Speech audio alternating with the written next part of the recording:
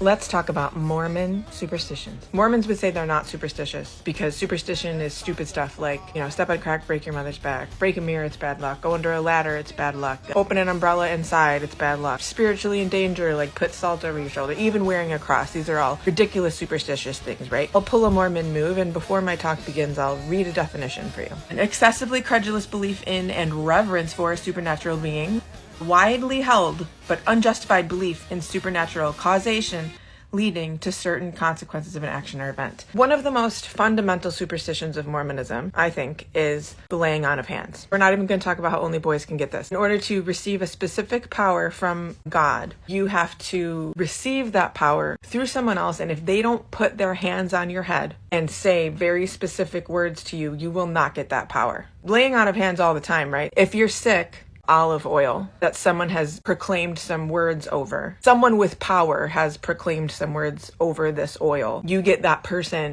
to put it on your head, rub it a little bit, and then they put their hands on your head, and then they say certain words to make you better. So that will work if you believe it enough. We're not superstitious though. Sometimes you want to share some bread with your friends that will, by them taking it with a worthy heart, then they will be connected to deity in some extra way, and they are making a special promise. But if the person who has had hands laid on their head, if they don't say very specific words the exact right way without any mistakes over that bread, the blessing and the gifts that bread that I just talked about, the gifts that they were going to give you, doesn't work. If you want to give your heart truly to God, make sure he knows you're on his side. One of the first things you got to do is get baptized. It won't work unless you're 8. There's no reason to do it unless you're 8. When someone is baptized, in order to have that special connection, that special power, every single part of them has to go completely under the water, and this has to be verified by another person. Mormons are not superstitious, but if that person goes under the water and a toe comes up, this guy's going to tell you, you're not connected to God special yet. You didn't let him know shit because your pinky toe came up. If a little bit of hair comes up,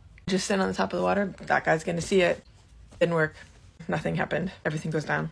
You're good to go. I would argue that Mormons believe if you don't hold your arms like this when you're praying, either it does nothing or it has significantly less power. Do this if you really want your prayer to work. To Mormons, crosses are ridiculous. They do nothing. They're actually bad. But if you wear the very specific underwear the exact way they tell you to wear it, you will have extra protection on your physical body and probably also spiritual body. But crosses are ridiculous. If you ingest alcohol purposefully, you are under the power of an evil deity. The entire temple is a giant superstition. If you don't do these very, very specific things, you will not get into heaven. If you do these very specific things the exact specific way and place exactly how they say, then you will get special blessings and you will go to heaven. If you do this, then this happens, or if you don't do this, then this won't happen. Things can get kind of weird too, because think about a fast and testimony Sunday. Before you can eat, someone has to say a prayer to break the fast. Now, I haven't ever heard what would happen if you didn't say a prayer to break the fast, but it seems like you have to, or you're supposed to say a prayer to break it.